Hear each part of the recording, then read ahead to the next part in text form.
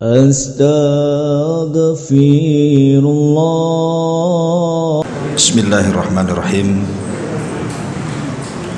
Assalamualaikum warahmatullahi wabarakatuh. Alhamdulillah wassalatu wassalamu ala rasulillah wa ala alihi wa sahbihi wa mawalah wa la hawla wa la quwata illa billahi wa ba'd.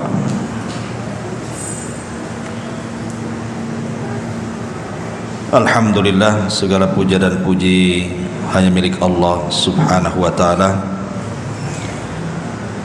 Salawat dan juga salam kita hadiahkan kepada Rasul kita Nabi besar Muhammad sallallahu alaihi wa ala alihi wasallam. Ma'asyiral muslimin yang dimuliakan Allah subhanahu wa ta'ala, biasa kita mengkaji tafsir. Malam ini tema yang akan kita sampaikan masih tematik, dan kita akan membahas tentang 10 amalan yang bermanfaat untuk orang yang sudah meninggal. Ma'asyiral muslimin wal muslimat rahimani wa rahimakumullah. Kita tahu bahwa kita hidup di dunia ini ada batas ajalnya. Likulli ummatin ajal. Setiap umat itu ada batas waktunya, kata Allah. Fa idza jaa ajaluhum la yastakhiruna sa'atan wa la yastaqdimun. Kalau sudah sampai ajalnya, kematian itu tidak mungkin bisa dimajukan, tidak mungkin pula bisa dimundurkan. Artinya pas waktunya. Tetapi yang namanya kematian itu sebuah rahasia yang Allah rahasiakan. Tidak ada satupun manusia yang tahu kapan kematiannya kecuali para nabi. Karena para nabi itu diberikan pilihan oleh Allah subhanahu wa ta'ala untuk hidup terus ataukah mereka diwafatkan. Tapi selain para nabi, tidak ada manusia yang dihabarkan kematiannya, dan tidak ada tanda-tanda yang jelas soal orang itu kapan matinya. Kalau ada orang mengatakan bahwa orang yang sakit parah itu dekat dengan kematian, tidak juga. Banyak orang yang sudah puluhan tahun terbaring stroke, kemudian tiba-tiba yang mati bukan yang stroke, yang jaganya yang mati itu kecapean. Yang stroke-nya udah karuan capek gitu. Yang jaganya pula mati duluan. Mungkin yang stroke-nya masih muda, yang jaganya udah nenek-nenek. Apalagi kalau kita melihat sensus hari ini, kematian di zaman sekarang jadi tidak mengenal usia. Kematian di zaman sekarang ini tidak mengenal usia. Kalau dulu, zaman dulu umumnya ya, walaupun tua itu bukan tanda mati, tapi umumnya orang tua itu sudah dekat dengan kematian. Karena umat Muhammad sallallahu alaihi wasallam ini terbatasi usianya, dekat-dekat usia nabinya, antara 60 sampai 70 tahun saja. Kalaupun lewat ya sedikit. Tetapi bukan berarti kemudian yang muda-muda pun tidak cepat mati. Buktinya sekarang yang muda lebih banyak mati kan. Karena yang trek-trekan di jalan itu tidak ada kakek-kakek.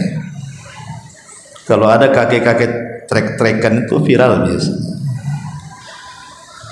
Langsung tuh dipanggil ke stasiun televisi. Mungkin dia kepala gengnya. Tapi lihat yang mati itu rata-rata anak-anak kecil kan, anak tanggung. Imma ditabrak atau nabrak. Dari sini kita tahu bahwa tidak ada yang tahu kematian kita itu. Artinya kematian itu rahasia. Kenapa Allah rahasiakan? Maka hikmah dirahasiakan kematian itu supaya kita persiapan. Tetapi banyak orang-orang yang tidak persiapan, sehingga mereka menyesal saat kematiannya. Dan mereka pun mengatakan dalam kuburnya, ya laitani, ataupun laula akhartani ila ajalin qarib la asaddaqa wa aku minas salihin. Duhai kiranya aku bisa dikembalikan sesaat saja ke bumi, pasti aku akan bersedekah dan aku akan bergabung dengan orang-orang saleh. Tapi apa gunanya? Tidak ada gunanya. Karena orang yang sudah mati itu terputus amalannya. Dia tidak bisa sholat dalam kubur, dia tidak bisa sedekah dalam kubur, dia tidak bisa baca Quran dalam kubur. Tidak ada amalan dalam kubur itu, yang ada pertanggungjawaban. Sehingga orang-orang yang masih hiduplah yang bisa menolong mereka. Dengan cara apa? Menghantarkan pahala-pahala amalan untuk orang-orang yang sudah meninggal. Kemarin ada yang telepon saya, anak muda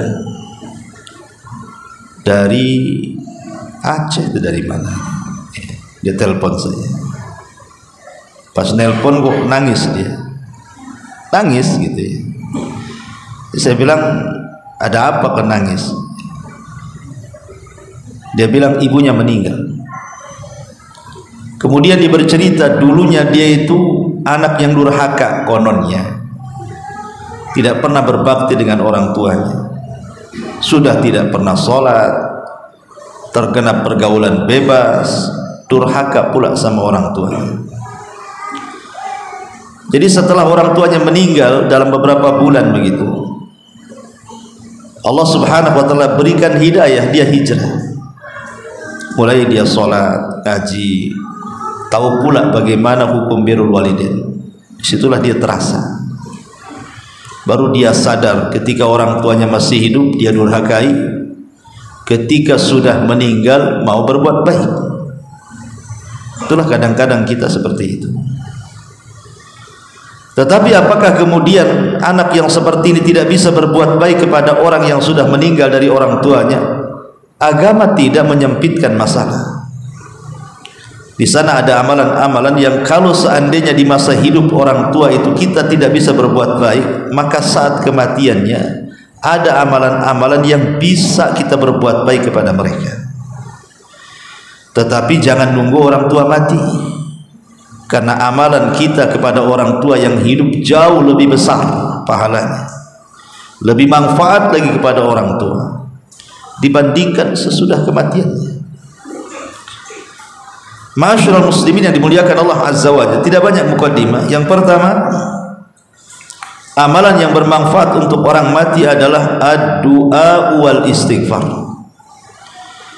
Berdoa dan mintakan ampun akan dosa-dosa orang-orang yang sudah meninggalkan kita. Dan itu disyaratkan di dalam Al-Qur'anul Karim, di mana Allah Subhanahu wa taala mengatakan walladzina ja'u min ba'dihim yaquluna rabbana ighfir lana wa li ikhwanina alladzina sabaquna bil iman wa la taj'al fi qulubina ghillan lil ladzina amanu rabbana innaka ra'ufur rahim.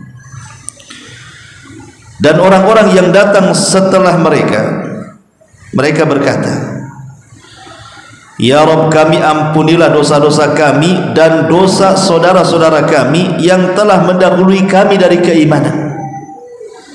Kalimat ini menunjukkan apa? Ada anjuran kita mendoakan saudara-saudara kita yang sudah dahulu meninggalkan kita. Makanya kalau antum ziarah kubur, antum ziarah kubur nggak yakin antum. Antum kalau ke kuburan tuh kalau ada orang mati aja. Kalau sengaja ziarah kubur itu nggak yakin buka-buka antum. Nabi SAW itu ziarah kubur malam-malam, ikhwan. Ya, Aisyah radhiyallahu anha pernah bercerita Ketika di malam hari Rasul hilang di samping dia, dicari-cari rupanya ada di Baqi', sedang mendoakan orang-orang Baqi'. Antum kayak Nabi, malam-malam ketemu yang jangan bawa kawan, sendiri aja.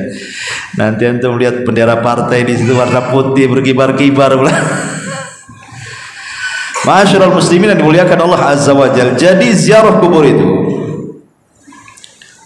manfaatnya dua. Ziarah kubur itu manfaatnya dua. Manfaat yang pertama kembali kepada kita yang berziarah, dan manfaat yang kedua kembali kepada orang yang ada di kubur itu.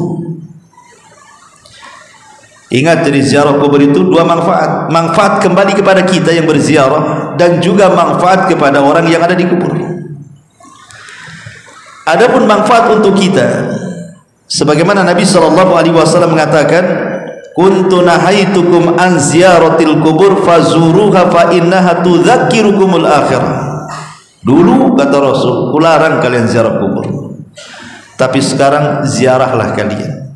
Dengan itu kalian akan diingatkan dengan akhirat. Dari sini kita tahu faedah ziarah kubur apa? Untuk mengingat akhirat, dengan kata lain melembutkan hati.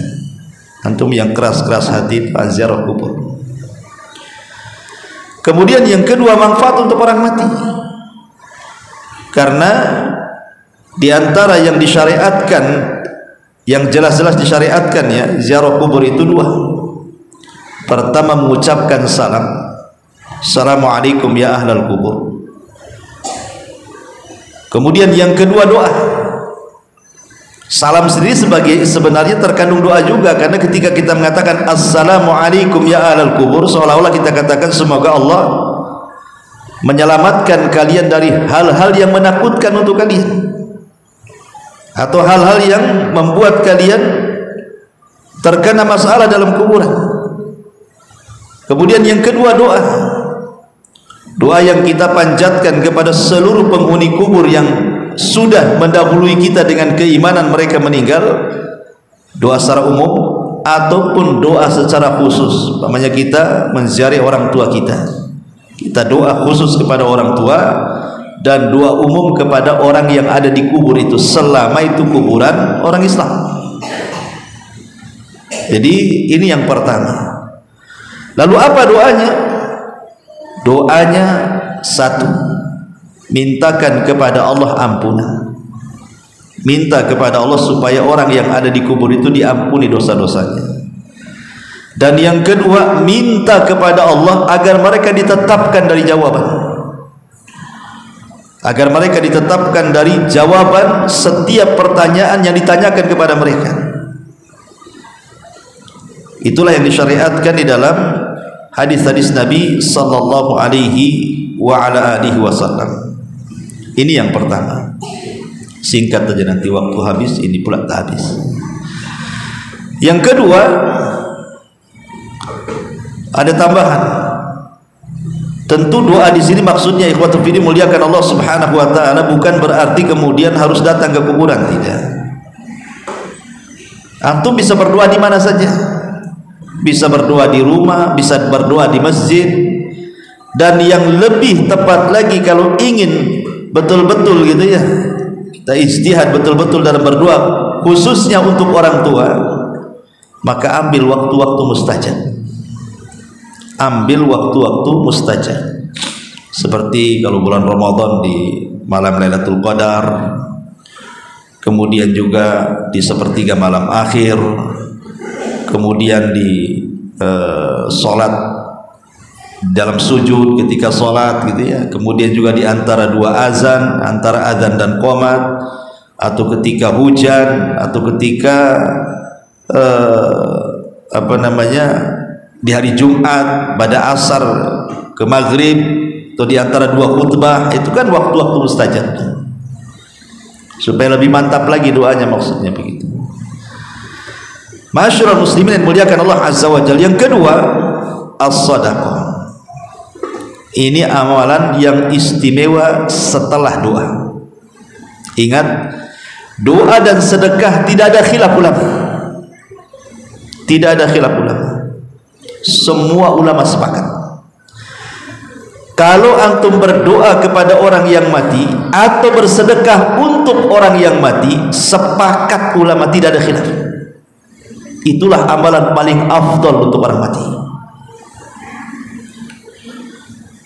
Karena ulama membagi, ada namanya amal yang sifatnya maliyah, ada amal yang sifatnya badaniyah.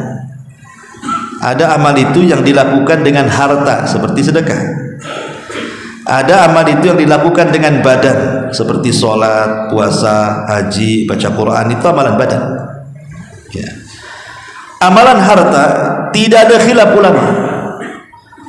Kalau kita kemudian menggunakan harta kita disedekahkan untuk pembangunan masjid, untuk pembangunan rumah-rumah tahfidz Al-Quran, pondok-pondok pesantren, anak-anak yatim, fuqara wal masakin, maka tidak ada khilaf ulama, ini sedekah yang seperti ini dipastikan sampai kepada si mayat, karena ini ibadah harta masalahnya. Yang jadi khilaf para ulama itu selain kedua ini, selain ibadah harta, maksudnya selain doa dan sedekah, itu menjadi perselisihan ulama, apakah sampai atau tidak sampai, gitu maksudnya. Walaupun jumhur ulama, mayoritas para ulama mengatakan sampai, tapi ada sebagian ulama mengatakan tidak sampai. Berarti kalau kita ingin menghadiahkan pahala kepada kedua orang tua kita yang sudah meninggal, yang pasti-pasti saja adalah doa dan sedekah. Itu sudah pasti. Ma'asyiral muslimin yang dimuliakan Allah Subhanahu wa taala. Adapun dalil sedekah ini riwayat Ahmad dan Muslim dari hadis Abi Hurairah radhiyallahu anhu. Anna rajulan qala lin Nabi sallallahu alaihi wasallam, inna abi mata wa taraka malan wa lam yusir. Wahai Abu Hurairah mengatakan, seorang laki-laki berkata kepada Nabi sallallahu alaihi wasallam, ya Rasul, bapakku meninggal dan meninggalkan harta, dan dia tidak berwasiat. Dia tidak berwasiat. Seandainya aku sedekahkan harta ini, apakah sampai kepada bapakku yang meninggal? Kata Nabi SAW, na'am, ya, sampai.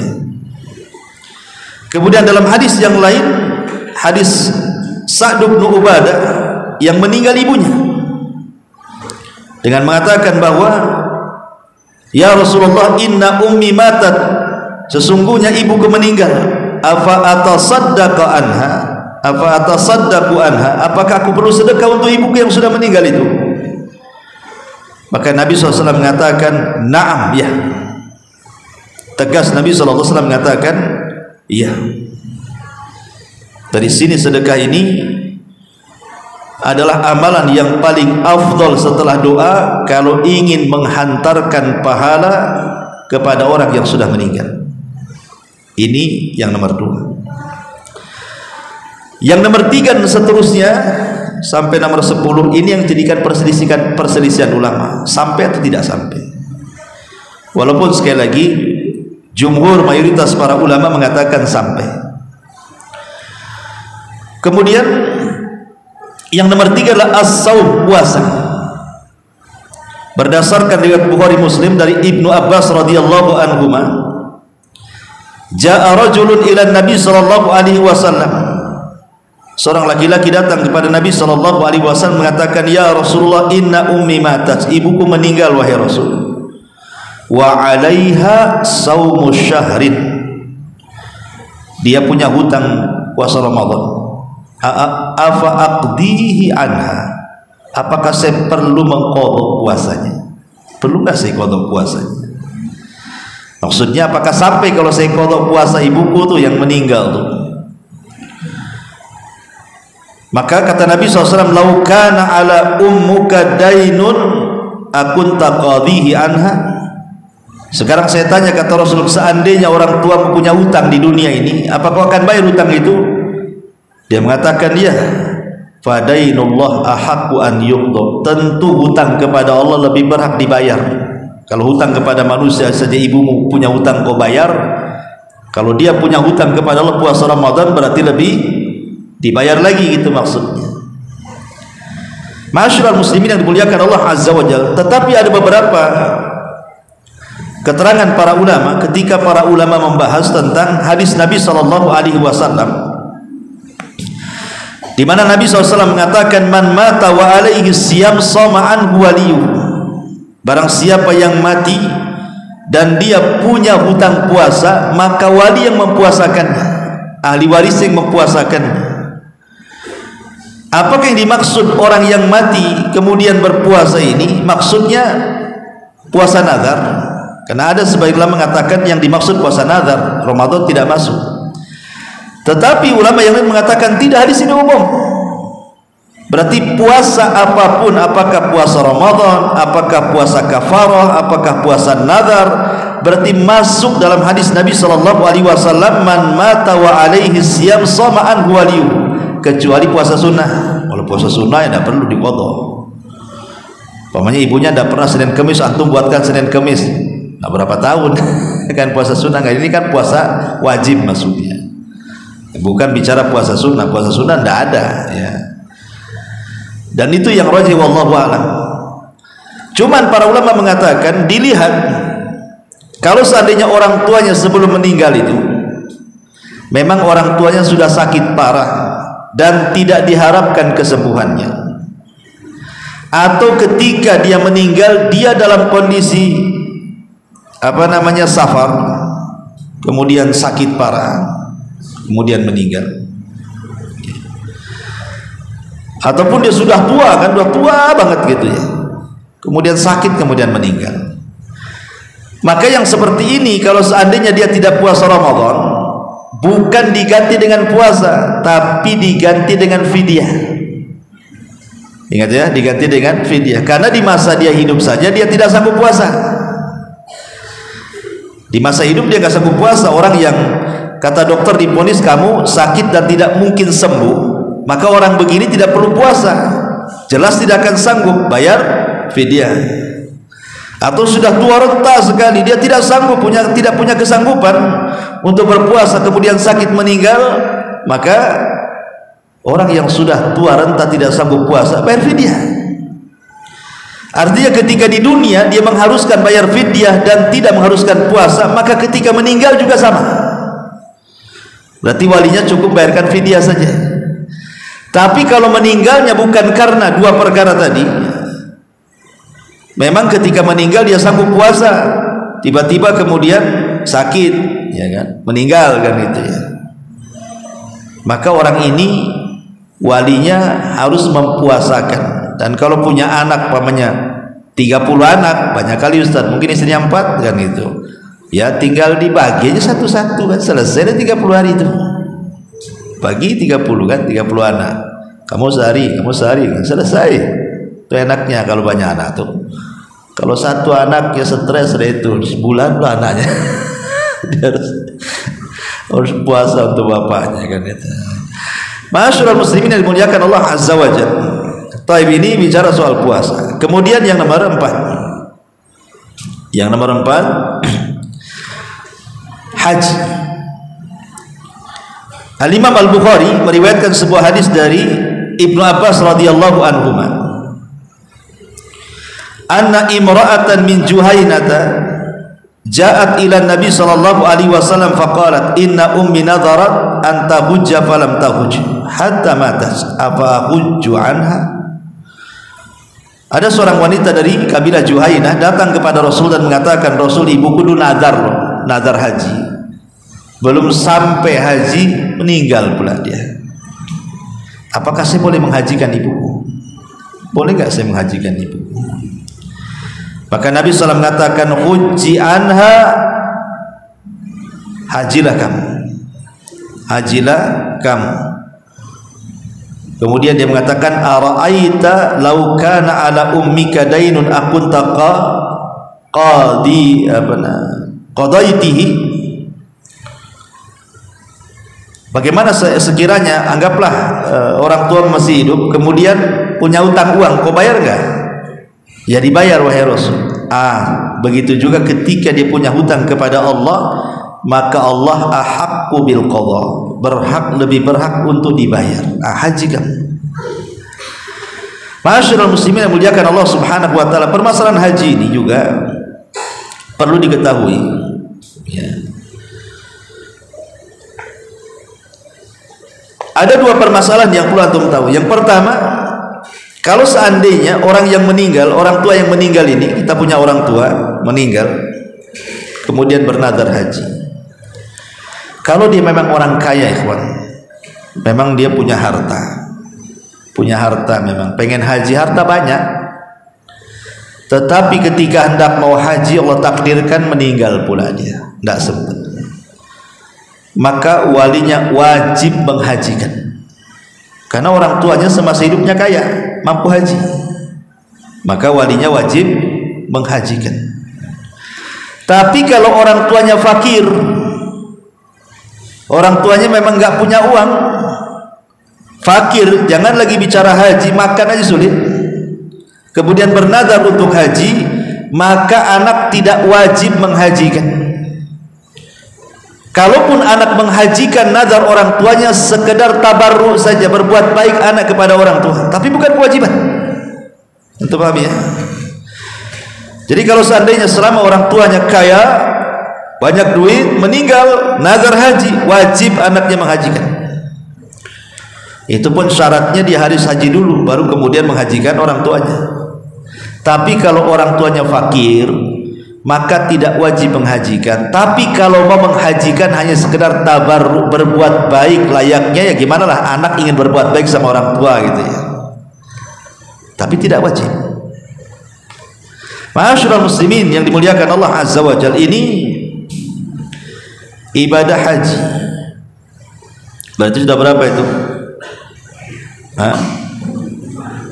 Udah 5, sekarang 6 ya. 5 sekarang ya. Antum nyatatnya gimana? 10 ya. Baik, kemudian yang nomor 5 sekarang, qadha'u nadrihi. Orang tua bernadar tapi bukan haji, nadar yang lain. Kan nadar itu macam-macam ya, nadar itu kan macam-macam. Mungkin orang tuanya mengatakan kalau anaknya sembuh yang si bungsu, maka saya akan bersedekah, pamai begitu kan? Betul-betul anak si bungsunya sembuh dari penyakit, dia pula yang mati. Itu kan nadar juga gitu kan. Nadar macam-macam, entah nadarnya bersedekah atau nadarnya ibadah tertentu ya kan. Maka permasalahan nadar ini juga ada dua macam.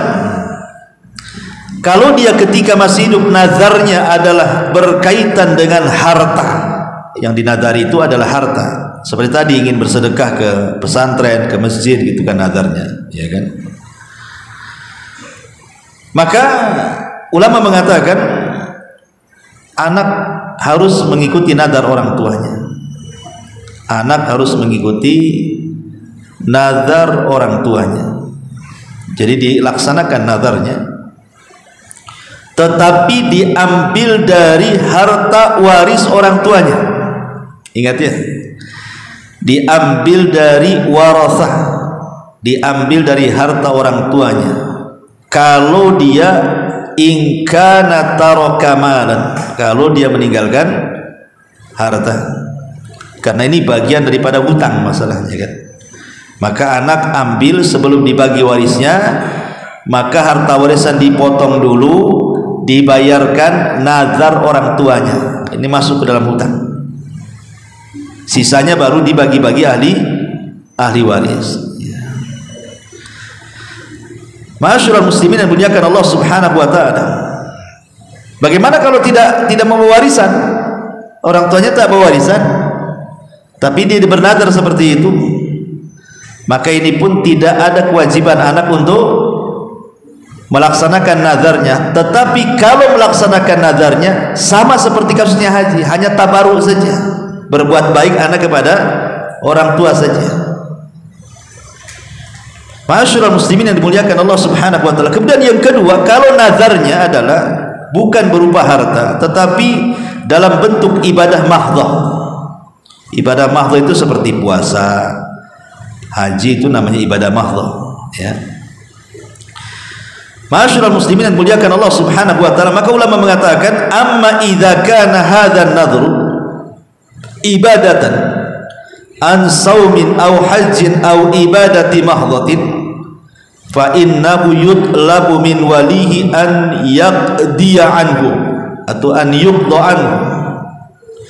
Kalau memang sifatnya ibadahnya bukan ibadah harta tapi ibadah badan, maka ulama mengatakan maka walinya harus melaksanakan nazar orang tua, ya. Makanya Imam Bukhari membuat bab namanya man mata wa alaihi nadhr, barang siapa yang meninggal dan dia punya nazar. Ma'asyiral muslimin yang muliakan Allah Subhanahu wa taala, ya tentu ini kembali ke kemampuan. Pamannya nazar haji, anaknya miskin semua, cuma mau haji, naik sepeda, lihat Singapura kayak itu yang viral tuh, ya, sanggup kan tuh. Jadi itu pun tidak benar juga, haji naik sepeda itu kan kalau ada apa-apa di jalan, ya kan. Nah, haji itu kan sesuai kemampuan ya kawan. Fattaqullaha mastata'tum, kan itu. Bertakwa semampu kalian. Ya, alhamdulillah selamat, ya kan. Kalau nggak selamat di jalan, gimana kan itu? Apalagi sepeda beda lain dengan mobil. Ya, mobil tuh hujan tak kehujanan, panas kepanasan. Sepeda ini sepeda-sepedanya kehujanan, kepanasan kan itu, debu macam-macam. Ya, kita hargailah orang-orang yang kesana, tapi nggak perlu antum tiru lah. Jangan kan ke Mekah, antum ke Jabal Uhud aja ngos-ngosannya sepeda. Ketiban dari sini aja ngos-ngosan. Ya. Kemudian yang keenam, kurban. Kurban sering saya jelaskan. Kurban ini juga menjadi khilaf ulama sebenarnya, ya, karena hukum kurban sendiri sudah muakkadah. Ada yang mengatakan bahwa boleh orang berkurban itu diniatkan untuk orang yang meninggal dan akan sampai pahalanya. Ini mazhab Hanafi dan mazhab Hambali. Kemudian yang kedua, tidak sah korban diniatkan kepada orang mati kecuali kalau berwasiat. Kalau berwasiat ya. Tapi kalau tidak berwasiat, antum beli kambing main gorong kemudian kita hadiahkan orang tuanya kepada orang mati, tidak akan sampai. Kata pendapat yang kedua. Karena dikatakan Imam Nawawi sendiri, mazhab Syafi'i mengatakan dalam kitab Al-Minhaj itu, wala tadhiyata anil ghair bi ghairi idni, dan tidak dianggap kurban untuk orang lain tanpa izinnya. Lah dia kan tidak berwasiat, sementara dia sudah meninggal. Macam mana caranya izin sama orang yang sudah meninggal? Datang ke kuburannya, Bu, izin ya, saya mau korban untuk ibu, kata ibunya. Ya, katanya. Gimana? Gak mungkin juga kan itu. Sehingga sebagian ulama pendapat yang kedua, kecuali kalau memang dia berwasiat. Kalau nggak berwasiat, tak perlu, nggak sampai.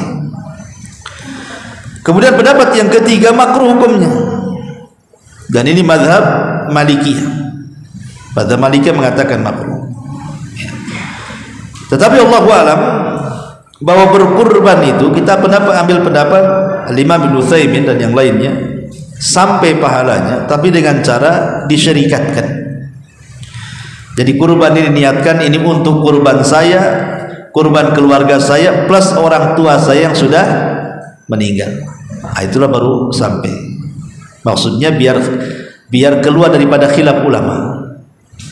Tapi kita tidak mengingkari ada ulama yang membolehkan mengkhususkan kurban untuk orang mati. Ini masalah masalah fikih kan itu. Wallahu a'lam. Kemudian yang nomor 8. Nomor 7. Biar cepat. Kemudian nomor 7, hutang uang maksudnya. Ma'asyiral muslimin yang dimuliakan Allah Azza wa Jalla, Abu Hurairah radhiyallahu anhu meriwayatkan sebuah hadis, nafsul mu'min mu'allaqatun bidainihi hatta yuqda anhu. Jiwa seorang mukmin itu tergadaikan dengan hutangnya sampai dilunasi. Masyaallah muslimin yang muliakan Allah azza wa jalla, membayarkan hutang bagi ahli waris itu hal yang sangat dianjurkan. Jadi kalau orang tua kita punya hutang semasa hidupnya, maka ahli waris harus membayarnya. Tapi sekali lagi, di sini orang tua ada dua. Ada orang tua semasa hidupnya dia kaya, sehingga ketika dia meninggal, dia meninggalkan harta banyak. Maka sebelum harta itu menjadi harta waris, sisihkan untuk hutang, bayar kepada hutang orang tuanya. Ini yang pertama. Tapi kalau orang tuanya kere, miskin, meninggal, tiba-tiba kemudian punya hutang banyak, apa yang mau dibayar, warisannya pun tak ada. Terpaksalah akhirnya dari harta anak-anaknya sendiri yang dicari sendiri, itulah yang dibayarkan, kan begitu kan. Tetapi ini tidak wajib. Kalau tidak punya waris tidak wajib. Tapi kalau anak ingin membayarkan hutang orang tuanya dari kekayaannya yang ia cari sendiri, maka itu sifatnya kembali kepada tabarruk. Nah, seperti yang tadi saya jelaskan di awal, sifatnya berbuat baik anak kepada orang tua. Karena ada hadis ini mengatakan, kasihan orang tua saya, gara-gara hutang akhirnya dia hutangnya sampai kuburan, kan. Berarti kita kasihan sebagai anak, ingin birrul walidain, maka dibayarkan dengan harta kita untuk hutang orang tuanya. Tapi tidak wajib. Yang wajib itu diambil dari harta waris. Paham sampai di sini? Nah, taib, ya. Ini yang nomor 7. Kemudian yang nomor 8. Ma'asyiral muslimin yang muliakan Allah Subhanahu wa taala. Yang nomor 8 adalah hadis Nabi sallallahu alaihi wasallam, mimma yalhaqul mu'min min amalihi wa hasanatihi ba'da mautihi ilman allamahu wa nasharahu aw waladan salihan tarakahu aw mushafan warathahu aw masjidan banahu aw baitan banahu libni sabil aw nahran ajrahu aw sadaqatan akhrajaha min malihi fi sihhatihi wa hayatihi talhaquhu min ba'di mautihi, yang akan mengantarkan amalan kepada orang yang beriman setelah kematiannya. Pertama, ilmu yang disebar semasa hidupnya. Ilmu yang disebar semasa hidupnya. Yang kedua, anak soleh yang ditinggalkannya. Yang ketiga, mushaf yang diwakafkannya. Yang keempat, masjid yang dibangunnya. Yang kelima, rumah singgah bagi ibnu sabil. Yang keenam, air yang dialirkan ke masjid, ke pesantren. Yang ketujuh, sedekah yang dikeluarkan dari hartanya di masa sehatnya, maka amalan-amalan ini akan terus mengalir sampai kepada wafatnya. Lihat, enak ya. Makanya seorang mukmin al-kaisu, orang mukmin cerdas itu adalah orang yang memilih amalan-amalan yang kalau dia mati, amalan-amalan itu ngalir terus. Kalau dia mati itu amalan-amalan itu ngalir terus. Harus cerdas. Masyaallah muslimin yang muliakan Allah azza wa jalla. Ini yang nomor 8. Nomor 9-nya hadis dari Abu Hurairah yang ma'ruf, kita sering dengar. Idza mata ibnu Adam in qata'a amaluhu illa min salasin, sadaqatin jariyah aw ilmin yuntafa'u bihi aw waladin salihin yad'ulahu. Apabila anak Adam meninggal dunia, tidak terputuslah amalannya kecuali 3 perkara: sedekah yang mengalir, ilmu yang bermanfaat, anak soleh yang mendoakannya. Ya, hadis ini juga mungkin masuk juga pada hadis yang ke-8, kan. Tetapi yang jadi polemik para ulama adalah yang terakhir, yang nomor 10, tentang baca Quran. Sudah Isya. Sedikit saja masalah baca Quran. Ulama berselisih pendapat tentang menghadiahkan bacaan Al-Quran, entah surah Al-Fatihah, entah Al-Baqarah, entah apa, terserah, yang penting Quran kan itu. Ya, antum harus membedakan antara baca Quran di kuburan dengan mengirimkan pahala bacaan Quran untuk orang yang dikubur. Kan beda tuh. Kalau antum baca Quran datang ke kuburan, itu beda. Ya, dengan antum baca di rumah, baca di masjid, menghadiahkan pahala Quran ke orang yang dikubur. Adapun baca Quran di kuburan, wallahu alam, saya tidak pernah mendapatkan dalilnya. Ya, tidak mendapatkan dalilnya.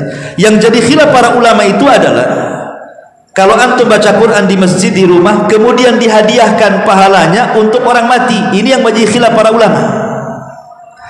Ada yang mengatakan sampai, ada yang mengatakan tidak sampai. Ada yang mengatakan sampai, ada yang mengatakan tidak sampai. Tapi ranahnya tidak sampai bid'ah. Kenapa? Karena ini masalah furu', masalah furu'. Ya. Tetapi maksudnya begini ikhwan, yang dibolehkan para ulama itu adalah tawassul dengan amal soleh. Tawassul dengan amal soleh begini, pamannya saya baca surah Al-Fatihah atau Al-Baqarah atau Al-Imran, antum baca dulu Qurannya, udah selesai, kemudian saya katakan, ya Allah, jika dalam membaca tadi aku dapat pahala dari bacaan itu, maka aku kirimlah pahala itu untuk orang tua saya. Berarti yang dikirim itu bukan bacaannya, tapi pahala bacaannya. Itu yang disebut dengan tawasul bi amalin saleh, tawasul dengan amal saleh. Ya, begitu maksudnya. Ya, bukan saya kirimkan surat ini ke yang sudah meninggal, bukan begitu. Tetapi selepas baca Quran kemudian kita katakan seperti itu. Lah ini yang kemudian menjadi khilaf ulama, apakah sampai atau tidak sampai, kan begitu. Ada yang mengatakan sampai, ada yang mengatakan tidak sampai. Tapi kalau tawasul dengan amal soleh seperti itu, maka tidak ada masalah. Karena ahli sunnah wal jamaah ketika membagi masalah tawasul, salah satunya adalah tawasul masyru'. Tawasul yang disyariatkan itulah tawasul menggunakan amal soleh, dan membaca Quran bagian daripada amal soleh. Bisa dipahami kan? Ya, malah mau saya bentangkan panjang tapi juga sudah azannya. Subhanallah bihamdika asyhadu an la ilaha illa anta astaghfiruka wa atubu ilaik. Allah ta'ala. Assalamualaikum warahmatullahi wabarakatuh.